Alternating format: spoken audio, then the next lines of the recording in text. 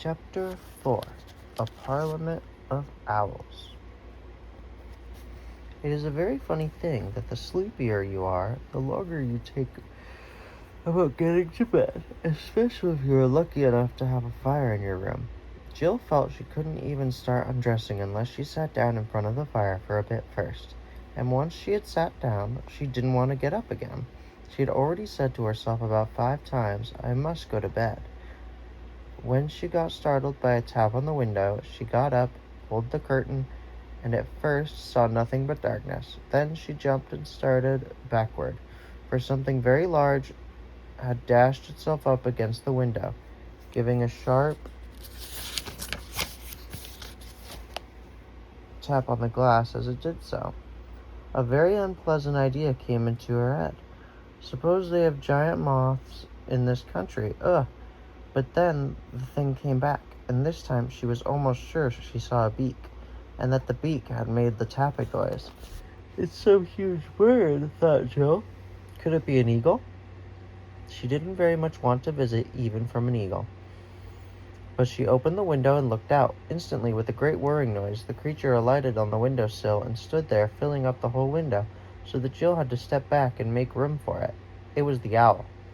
"Hush, hush, too," said the owl. "Don't make a noise. Now, are you two really in earnest about what you've got to do?"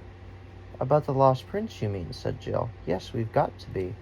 For now she remembered the lion's voice and face, which she had nearly forgotten during the feasting and storytelling in the hall. "Good," said the owl. "Then there's no time to waste. You must get away from here at once. I'll go and wake the other human. Then I'll come back for you. You'd better change those court clothes and put on something you can travel in. I'll be back in 2 twos. Two." And without waiting for an answer, he was gone. If Jill had been more used to adventures, she might have doubted the owl's words, but this never occurred to her, and in the exciting idea of a midnight escape, she forgot her sleepiness. She changed back into sweater and shorts. There was a guide's knife on the belt of the shorts, which might come in useful, and added a few of the things that had been left in the room for her by the girl with the willowy hair. She chose a short cloak that came down to her knees and had a hood, just the thing if it rains, she thought, a few handkerchiefs and a comb. Then she sat down and waited. She was getting sleepy again when the owl returned. "Now you're ready," it said. "You'd better lead the way," said Jill. "I don't know all these passages yet." "To-woo," said the owl. "We're not going through the castle. That would never do. You must ride on me. We shall fly." "Oh," said Jill, and stood with her mouth open, not very much liking the idea. "Shouldn't I be far too heavy for you?"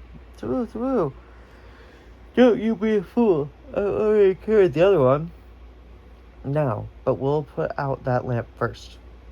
As soon as the lamp was out, the bit of night which you saw through the window looked less dark, no longer black, but gray. The owl stood on the window-sill with his back to the room and raised his wings. Jill had to climb onto his short, fat body and got her knees under the wings and the grip tight. The feathers felt beautifully warm and soft, but there was something to hold on by.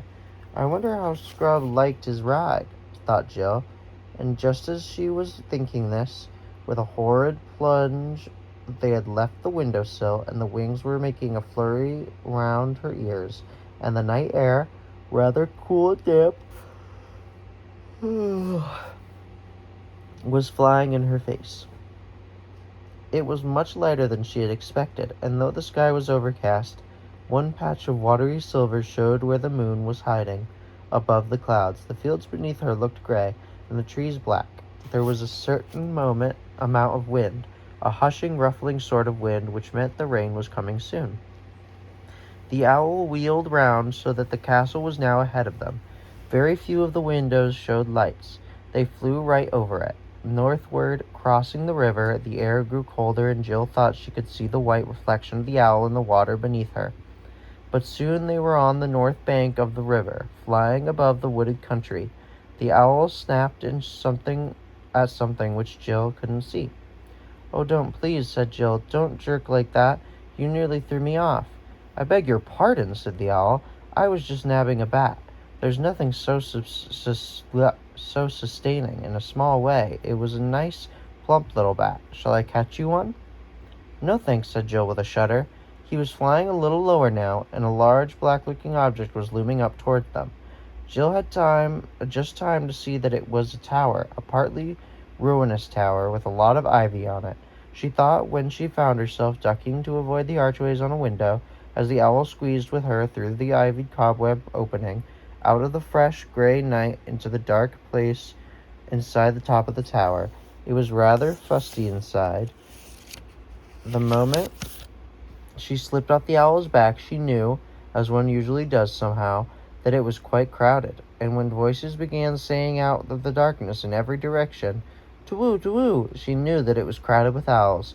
She was rather relieved when a very different voice said, "Is that you, Pole? Is that you, Scrub?" said Jill. "Now," said Glimfeather, "I know we're all here. Let us hold a parliament of owls." "To-woo, true for you. That's the right thing to do," said several voices. "Half a moment," said Scrub's voice. "There's something I wish to say first." Do, said the owls, and Jill said, "Fire ahead." "I suppose all you chaps, owls I mean," said Scrub, "I suppose you all know that King Caspian X, in his young days, sailed to the eastern end of the world. Well, I was with him on that journey, with him and Reepicheep the mouse, and the Lord Drinian and all of them. I know it sounds hard to believe, but people don't grow older in our world at the same speed they do in yours. And what I mean to say is this, that I am the king's man, and if this parliament of owls is in any sort of plot against the king, I'm having nothing to do with it." To-woo, we're all the king's owls too," said the owls. "What's it all about then?" said Scrub. "It's only this," said Glimfeather, "that if the Lord Regent, the dwarf Trumpkin, hears you are going to look for the lost prince, he won't let you start. He'd keep you under lock and key sooner." "Great Scott," said Scrub. "You don't mean that Trumpkin is a traitor? I used to hear a lot about him in the old days at sea. Caspian, the king I mean, trusted him absolutely." "Oh no," said a voice. "Trumpkin's no traitor. But more than 30 champions, knights, centaurs, good giants, and all sorts, have at one time or another set out to look for the lost prince, and none of them have ever come back. And at last the king said he was not going to have all the bravest Narnians destroyed in the search for his son, and now nobody is allowed to go." "But surely he'd let us go," said Scrub, "when he knew who I was and who had sent me." Sent both of us," put in Jill. "Yes," said Glimfeather. "I think very likely he would, but the king's away, and Trumpkin will stick to the rules.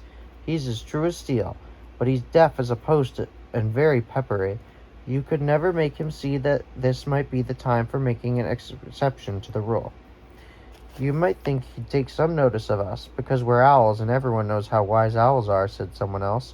"But he's so old now that he'd only say, 'You're a mere chick. I remember you when you were an egg. Don't come trying to teach me, Sir Crabs and Crumpets.'" This owl imitated Trumpkin's voice rather well, and there were sounds of owlish laughter all around. The children began to see what the Narnians all felt about Trumpkin as people feel at school about some crusty teacher, whom everyone is a little afraid of, and everyone makes fun of, and nobody really dislikes. "How long is the king going to be away?" asked Scrub. "If only we knew," said Glimfeather. "You see, there has been a rumor lately that Aslan himself has been seen on the islands in Terabithia, I think it was, and the king said he would make one more attempt before he died to see Aslan's face again, and ask his advice about who is to be king after him. But we're all afraid that, if he doesn't meet Aslan in Terabithia, he'll go on east, the Seven Isles and Lone Islands, and on and on. He never talks about it, but we all know he has never forgotten that voyage to the world's end. I'm sure in his heart of hearts he wants to go there again." "Then there's no good waiting for him to come back," said Jill. No good," said the owl. "Oh, what to do? If only you two had known and spoken to him at once. He'd have arranged everything. Probably given you an army to go with you in search of the prince." Jill kept quiet at this, and hoped Scrub would be sporting enough not to tell the owls why this hadn't happened. He was, or very nearly, that is. He only muttered under his breath, "Well, it wasn't my fault," before saying out loud, "Very well, we'll have to manage without it. But there's just one more thing I want to know. If this owl's parliament, as you call it, all fair and above board and means no mischief, why does it have to be so jolly secret? Meeting in a ruin in the dead of night and all that." To-woo, hooted several owls. "Where should we meet? When would anyone meet except at night? You see," explained Glimfeather, "most of the creatures in Narnia have such unnatural habits.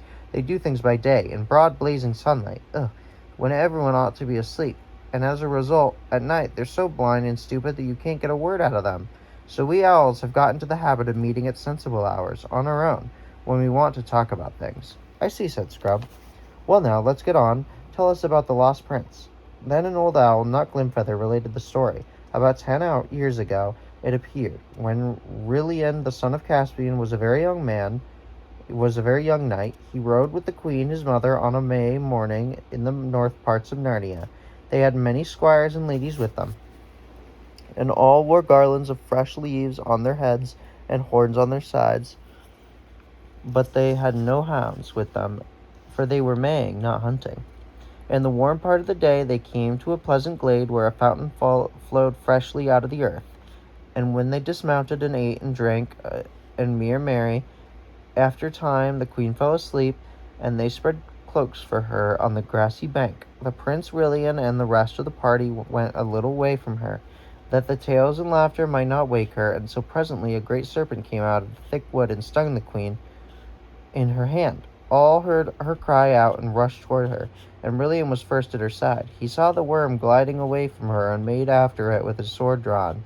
It was great, shining, and as green as poison, so that he could see it well. But it glided well away into the thick bushes, and he could not come after it. So he returned to his mother and found them all busy about her. But they were so busy in vain, for the first glance of her face Rilian knew that no physic in the world would do her good. That's not good.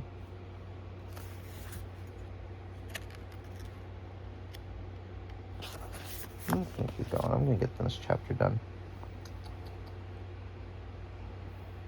As long as life was in her, she seemed to be trying to tell him something, but she could not speak clearly, and whatever her message was, she died without delivering it.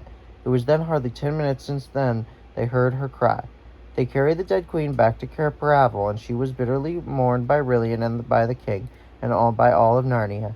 She had been a great lady, wise and gracious and happy, King Caspian's bride, whom he had brought home from the eastern end of the world, and men said that the blood of the stars flowed in her veins.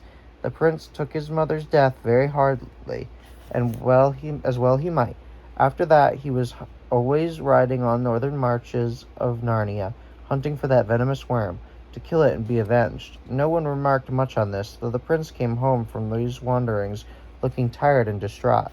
But after a month after the queen's death, some said they could see a change in him. There was a look in his eyes as of a man who has seen visions, and though he would be out all day, his horse did not bear signs of hard riding. His chief friend among the older courtiers was the Lord Drinian, who had been his father's captain on that great voyage to the east parts of the world. One evening Drinian said to the prince, "Your highness must soon give over seeking the worm. There is no true vengeance on a witless brute as there might be on a man. You weary yourself in vain." And the prince answered him, "My lord, I have almost forgotten the worm these 7 days." Drinian asked him why. If that were so, he rode so continuously in the northern woods. "My lord," said the prince, "I have seen there the most beautiful thing that was ever made." "Fair prince," said Drinian, "of your courtesy let me ride with you tomorrow, that I may also see this fair thing." "With a good will," said Rilian. Then, in good times on the next day, they saddled their horses and rode a great gallop into the northern woods in a line to the same fountain where the queen got her death. Drinian thought it was strange that the prince should choose that place of all places, to linger in, and there they rested till they came to high noon. And at noon Drinian looked up and saw the most beautiful lady he had ever seen, and she stood on the north side of the fountain, and said no word, but beckoned to the prince with her hand as if she bade him to come to her. And she was tall and great, shining and wrapped in a thin garment as green as poison, and the prince stared at her like a man out of his wits. But suddenly the lady was gone, Drinian knew not where, and they too returned to Cair Paravel. It stuck in Drinian's mind that this shining green woman was evil. Drinian doubted very much whether he ought to tell this adventure to the king, but he had little wish to be a blab and tale-bearer, so he held his tongue. But afterward he wished he had spoken. For the next day Prince Rilian rode out alone. That night he came not back, and from that hour no trace of him was ever found in Narnia, nor every neighboring land, and neither his horse, nor his hat, nor his cloak, nor anything else was ever found. Then Drinian, in the bitterness of his heart, went to Caspian and said, Lord King, slay me speedily as a great traitor, for by my silence I have destroyed your son. And he told him the story. Then Caspian caught up a battle axe and rushed upon the Lord Drinian to kill him. And Drinian stood still as stock for the death blow. And then the axe was raised. Caspian suddenly threw it away and cried out, I have lost my queen and my son. Shall I lose my friend also? And he fell upon the Lord Drinian's neck and embraced him, and both wept, and their friendship was not broken. Such was the story of Rilian, and when it was over, Jill said, I bet that serpent and that woman were the same person. True, true, we think the same as you, hooted the owls. Well, we don't think she killed the prince, said Glimfeather, because no bones. We know she didn't, said Scrub. Aslan told Pole he was still alive somewhere. That almost makes it worse, said the oldest owl. It means she has some use for him, and some deep scheme against Narnia. Long, long, long ago, in the very beginning, a white witch came out of the north, and bound our land in snow and ice for 100 years, and we think this may be some of the same crew. Very well then, said Scrub. Pole and I have got to find this prince. Can you help us? Have you any clue, you two? Asked Glimfeather. Yes, said Scrub. But now we've got to go to north, and we know we've got to reach the ruins of the giant city. At this there was a greater to wooing than ever, and noises of birds shifting their feet and ruffling their feathers, and then all the owls started speaking at once, and they all explained how very sorry they were that they themselves could not go with the children on their search for the lost prince. You'd want to travel by day, and we'd want to travel by night, they said. It wouldn't do. One of the two owls added that even here in the ruined tower, it wasn't nearly so dark as it had been when they began, and that the Parliament had been going on quite long enough. In fact, a mere mention of a journey to the ruined city of giants seemed to have dampened the spirits of those birds. But Glimfeather said, if they want to go that way, into Eatonsmoor, we must take them to one of the Marshwiggles. They're the only people who can help them much. True, do, said the owls. Come on then, said Glimfeather. I'll take one. Who will take the other? It must be done tonight. I will, as far as the Marshwiggles, said the other owl. Are you ready? Said Glimfeather to Jill. I think Pole's asleep, said Scrub.